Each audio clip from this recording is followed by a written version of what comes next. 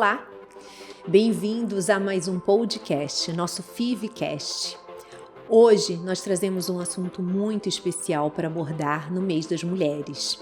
O nosso tema, Mulheres e Fertilidade, escolhas, desafios e caminhos para a maternidade. Vamos falar sobre um tema essencial, a jornada da mulher e a autonomia sobre suas escolhas reprodutivas. A maternidade pode ser vivida de diversas formas.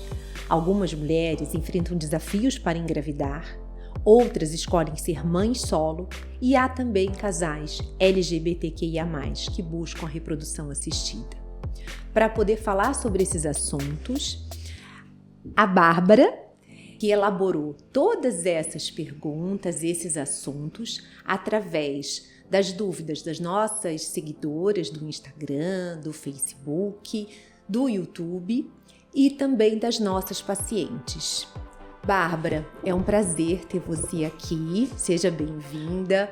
Você elaborou todo esse material de acordo com as dúvidas das nossas pacientes e das nossas seguidoras. Então vamos lá, vamos conversar sobre essas dúvidas e falar sobre esses temas tão importantes nesse mês da mulher. Sim, doutora, é um prazer estar aqui com a senhora.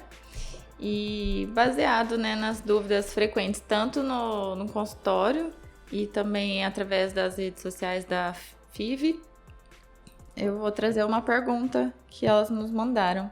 Quais são os principais desafios que as mulheres enfrentam ao decidir ser mães e como a reprodução assistida pode ajudá-las? Na verdade, esse desafio sobre a maternidade vem de algumas questões hoje muito comuns na sociedade e no dia a dia das mulheres. As mulheres, elas estão no mercado de trabalho, elas querem estudar, elas querem ter uma estabilidade econômica antes de conseguir a gravidez, antes de ter a gravidez. E para isso tudo acontecer, a gente tem um fator determinante que é o tempo. E, infelizmente, o aparelho reprodutivo feminino tem um relógio biológico que é o ovário. Sim. Então, nem sempre a gente consegue conciliar os nossos sonhos e a maternidade. Esse é um grande desafio. Até onde eu posso ir, até onde eu posso esperar para poder ter a gravidez. O quanto mais cedo essa mulher engravidar, mais fácil será. Com a idade vem o envelhecimento dos nossos folículos, com uma menor qualidade dos nossos óvulos, vem algumas patologias como endometriose, mioma, o risco de contaminação de infecções sexualmente transmissíveis, tudo isso trazendo para essa mulher uma dificuldade em conseguir a tão sonhada gravidez. Então é importante que o ginecologista converse com essa mulher sobre o planejamento futuro, sobre as intenções dessa mulher para que possa orientá-la da melhor forma possível, seja com congelamento de óvulos antes, seja até com congelamento de embriões, se ela já tem um parceiro fixo e decide engravidar mais tarde. Sim. Depois também temos baseado, que a maternidade, ela não é uma obrigação, ela é uma escolha, E também tem a influência da carreira, relacionamentos e independência financeira na decisão de ter filhos. Aí ela mandou assim: qual a melhor idade para congelar óvulos e quais são as chances reais de sucesso no futuro? A maternidade é uma escolha. Mais mulheres, Bárbara, hoje têm pensado se realmente desejam ser mães, então isso é uma dúvida muito frequente, mas a gente vê que a sociedade ainda cobra. Sim. E cobra de uma forma muito cruel, Ela não entende o que essa mulher está passando, ela não entende o que a vida dessa mulher está exigindo para ela naquele momento. E a gente percebe que as mulheres se sentem muito pressionadas com tudo isso gera angústia, muitas vezes até crises de ansiedade para ter que lidar com um assunto que ela ainda não está pronta para isso. Essa questão que é a paciente que perguntou, nossa seguidora? Isso. Que a paciente perguntou em relação a essa dúvida, né? Quanto mais cedo, melhor. Mas lidar com isso aos 20 anos é muito complicado, né? Ninguém vai falar sobre isso aos 20 anos. Então, o que normalmente a gente recomenda? Se até os 30 anos você não vê uma previsão de gravidez, o ideal seria estar congelando os óvulos, então. A gente tem uma queda em relação à quantidade e qualidade dos nossos folículos aos 33 anos e ela se acentua mais aos 35. Então, se a gente for pensar em idade, seria isso, mais ou menos até os 35 anos, né? Seria o momento ideal para a gente poder estar congelando o óvulo. E essa mulher tem 37, ela não pode congelar óvulo? Pode, mas a qualidade de um óvulo de 36 é melhor do que de 37, o de 35 é melhor do que de 36 e assim sucessivamente. O que a gente tem que pensar é que quando a gente congela óvulo, a gente está congelando o nosso potencial reprodutivo daquele momento, que sempre vai ser melhor do que o futuro. E uma outra pergunta muito frequente é quantos óvulos eu devo congelar? Eu tenho um professor fantástico, em que ele diz que óvulo é que nem euro. Quanto mais, melhor. Sim. Né? Mas isso tem um limite. Então, o que mais ou menos a gente pensa? Que 8 óvulos congelados, eu teria mais ou menos 2, 3 embriões blastocistos. Então, a gente pensaria aí numa quantidade de mais ou menos uns 16 para eu poder ter 4 embriões. É claro que tudo isso é uma média. Existem pacientes que têm uma resposta muito melhor e tem pacientes que têm uma resposta muito pior, né? Então, mas a média seria mais ou menos essa, tá? Só mais uma coisa que eu gostaria de pontuar, Bárbara, é que o óvulo, ele é uma célula só. Então, quando eu congelo esse óvulo, eu estou congelando uma célula. O embrião são várias células que eu estou congelando. Então, o embrião blastocisto tem mais de 120 células. Se na hora do descongelamento eu perco uma parte dessas células, se for menos do que 50%, esse embrião ainda está apto, ele vai se desenvolver e ele vai continuar se multiplicando. A célula não. Se eu perdi uma célula, eu perdi aquele óvulo. Por isso que a gente deseja esse número maior para poder garantir a chance da paciente pelo menos tentar. Não garante uma gravidez, mas garante a chance dessa paciente tentar. Ainda é um tabu, a senhora sente assim no consultório mesmo, um tabu de falar de congelamento de óvulos antes dos 30 anos? Antes dos 30 anos, realmente elas não pensam nisso, né? Então, quando você fala, existe uma mudança do assunto, porque nesse momento essa paciente está na universidade, essa paciente está iniciando no mercado de trabalho, então isso realmente não passa pela cabeça delas, mas mesmo depois dos 30 anos ainda é um tabu. Porque, na realidade, eu acho que pela nossa criação ou por aquilo que foi vivido, né, ou foi colocado para as mulheres, ainda tem muito aquela imagem de que eu vou encontrar uma pessoa fantástica, eu vou engravidar no momento certo. Aquele padrão ainda está muito internalizado nas mulheres. Então, elas entram muito em conflito com esse padrão e aquilo que a vida apresenta para elas. Ou até mesmo ninguém pensa assim que vai ser infértil, né? Pode acontecer da infertilidade aparecer lá na frente. Então todo mundo acha que vai talvez casar, ter filhos naturalmente e não vai ter nenhum problema assim de saúde. Então talvez precisa ser passada essa parte no consultório, o quanto é importante também congelar óvulos, né? Por conta desse outro lado de não saber se vai ser infértil ou não.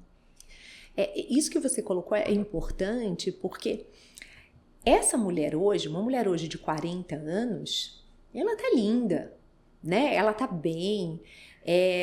ela tá super produtiva, ela se sente muito disposta. É difícil a gente entender que o nosso ovário não acompanha isso, né? Não existe botox para ovário, não existe rejuvenescimento para o ovário. Uma mulher de 40 anos, ela realmente tem uma chance menor, ela tem uma menor qualidade desses folículos, mas ela se vê tão plena, tão bem, que é difícil ela conseguir ter essa percepção. Sim. Então é perfeita a sua colocação. É importante que alguém alerte essa mulher que ela não vai envelhecer, mas o ovário envelhece. Bom, depois outra seguidora mandou pra gente: quais são os cuidados essenciais para manter a fertilidade em dia? Então vamos lá, a gente vai falar sobre algumas coisas importantes. Então, é procurar o seu ginecologista anualmente para poder avaliar se você está tendo algum tipo de patologia que prejudique a sua gravidez no futuro, como mioma, endometriose, alguma infecção sexualmente transmissível. Utilizar sempre camisinha durante as relações sexuais. As infecções sexualmente transmissíveis são uma das maiores causas que a gente tem de fator tuboperitoneal, então é importante tomar cuidado com isso. E ter uma vida saudável. O que é uma vida saudável? É uma boa alimentação, boa noite de sono, fazer atividade física regularmente. Eu acho que esse autocuidado, né, de eu valorizar a minha saúde, é primordial para tudo. E aí a gente está falando do risco de doenças, síndrome metabólica, né, que aí vem hipertensão, diabetes, doenças cardiovasculares. Então, é importante que a mulher se cuide como um todo. Sim. Doutora, baseado no mês da mulher, né, que já está chegando, a gente poderia falar da força da mulher que escolhe ser mãe sozinha. Que hoje em dia nem todo mundo quer encontrar um parceiro, mas tem o sonho de ser mãe também. Sim. É muito inspirador, né? Eu acho que essa palavra é muito bacana quando você recebe uma mulher em que ela quer realizar o sonho dela, independente de ter um parceiro, uma parceira. Ela entende que para ela é muito importante exercer esse papel da maternidade e que ela não precisa estar vinculada a alguém para isso. A reprodução assistida pode tornar esse sonho dessa mãe realidade? Sim, pode. E a gente consegue isso através de sêmen de doador. Esse sêmen de doador, então, nós temos banco de sêmen, banco nacional e banco internacional. Essa mulher, então, adquire esse sêmen e aí a gente pode fazer o tratamento através de uma inseminação intrauterina ou através da própria fertilização in vitro. E aí ela pode, sim, conseguir realizar o seu sonho de ser mãe solo. Aí o que envolveria, assim, para essa mãe, depois que conseguiu a gestação? O emocional, né, dela também precisa ser trabalhado nesse caso? Bárbara, quantas mães a gente conhece com pais que são mães solos?